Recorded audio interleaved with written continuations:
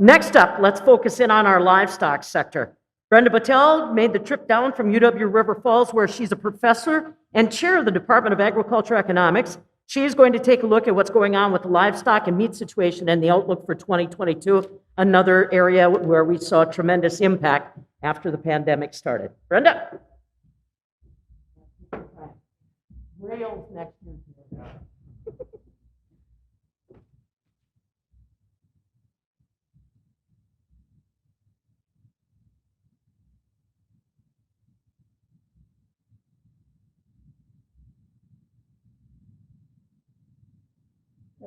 All right. Okay.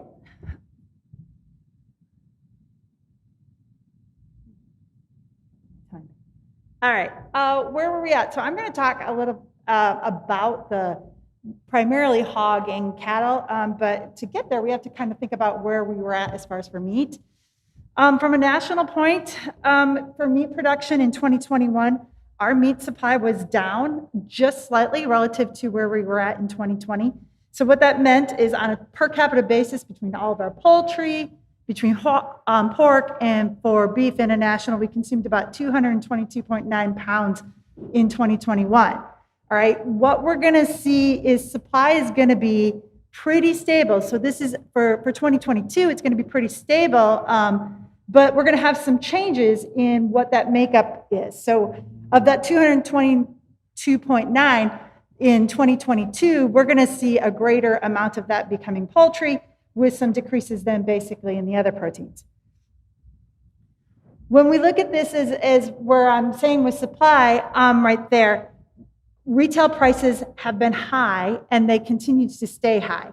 So if you look at the average beef price in December, it was $7.35. Whereas pork, it was $4.74, and broilers were $2.22.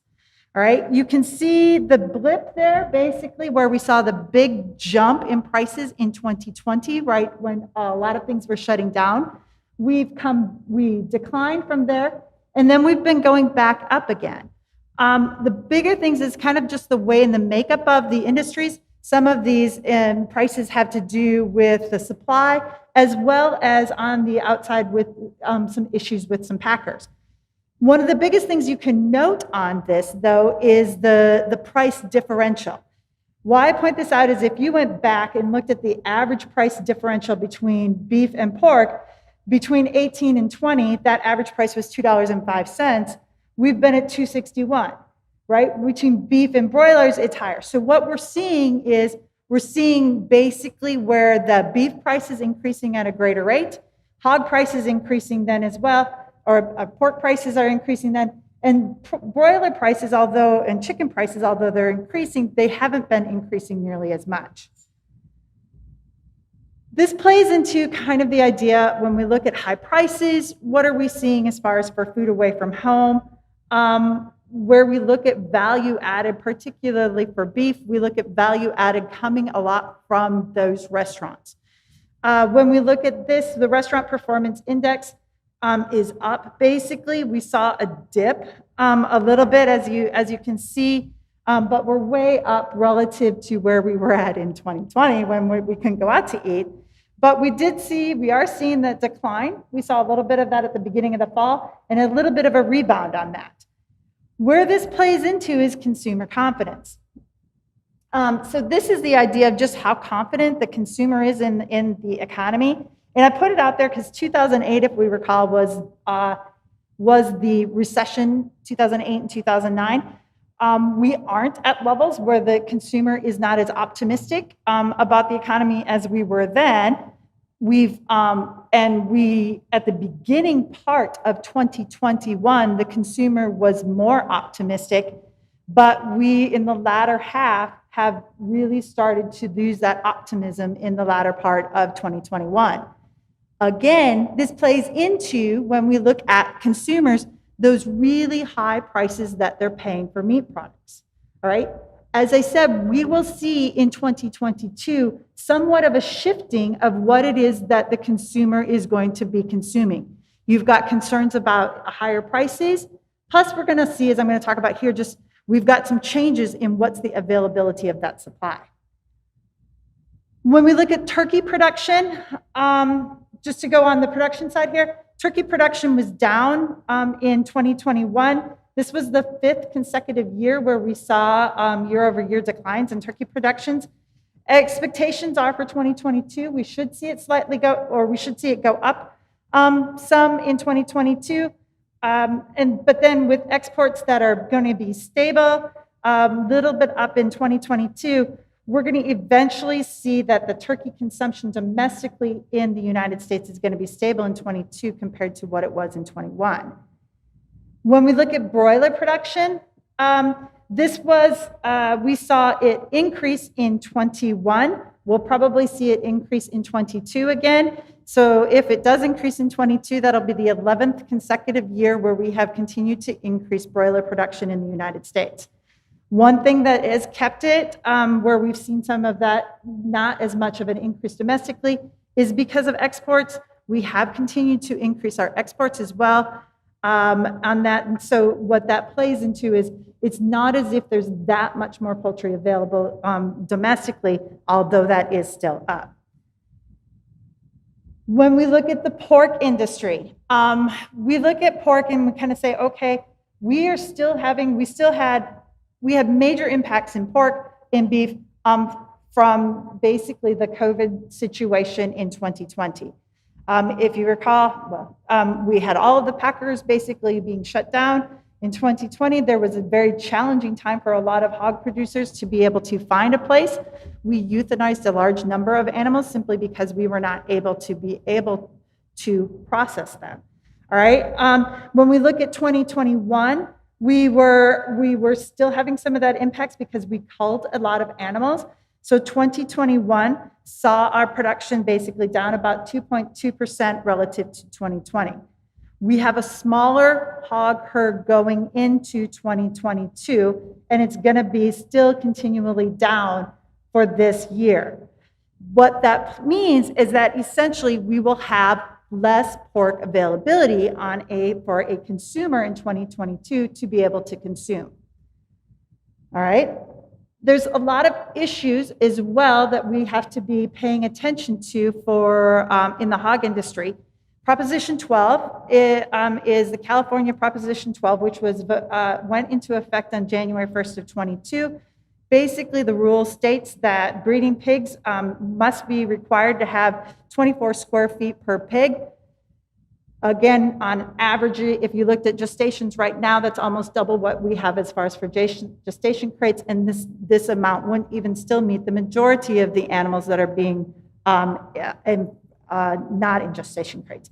So since California accounts for 13% of pork industry, this is a big issue for pork producers to be able to meet this because they won't be able to sell any uncooked pork in the state of California if they don't meet this requirement.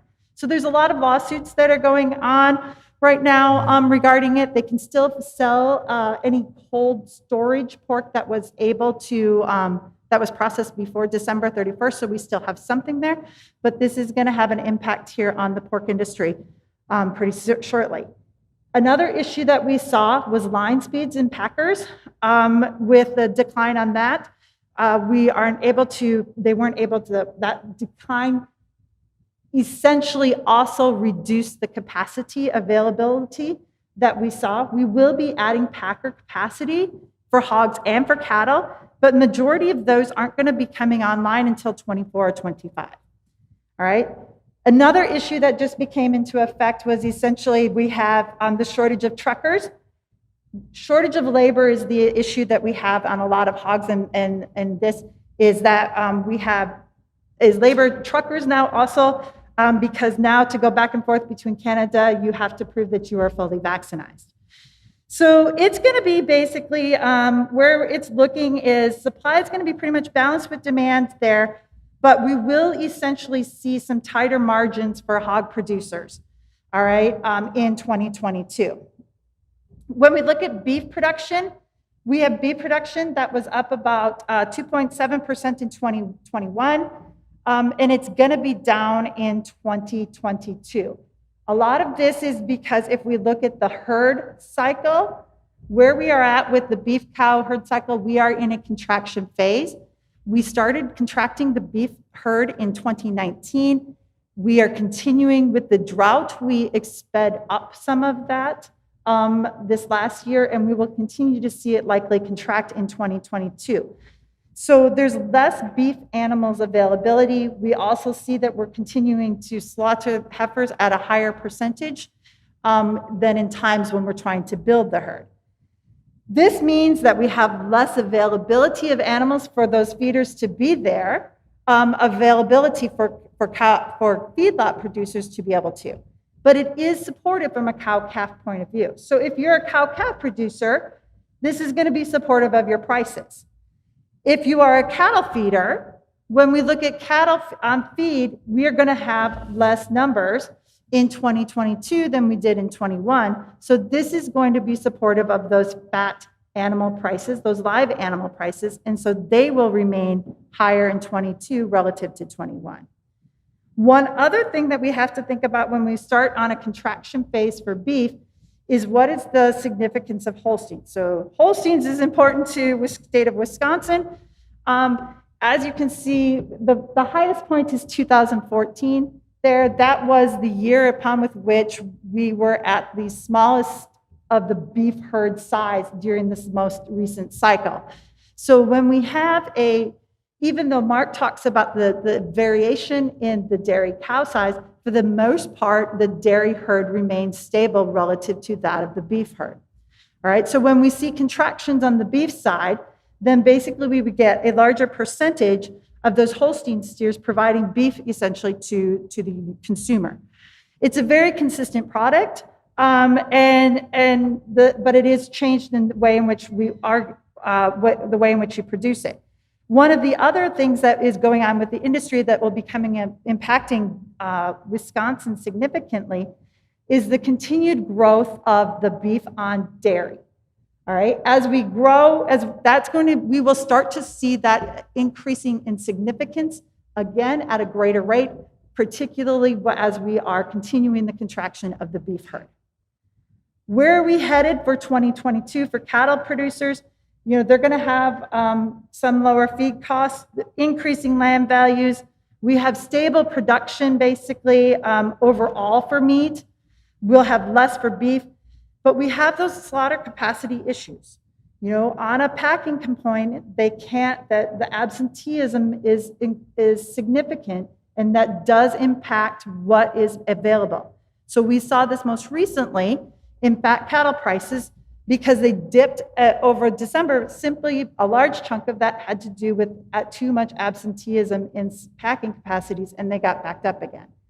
So this is a concern, adding that capacity. Unfortunately, the capacity doesn't come overnight. And so it is a little bit of a concern in 2022 if we have some major hiccups. Overall, though, when we're looking at it from a producer point, fat cattle producers, 2022, they should see pretty significantly higher prices for their finished animals. Their margins, again, are also going to be improved. And should be pretty good for there. And where we look at for feeder cattle, those are going to be going up as well, and their margins are starting to increase as well. All right, and then we're doing questions now.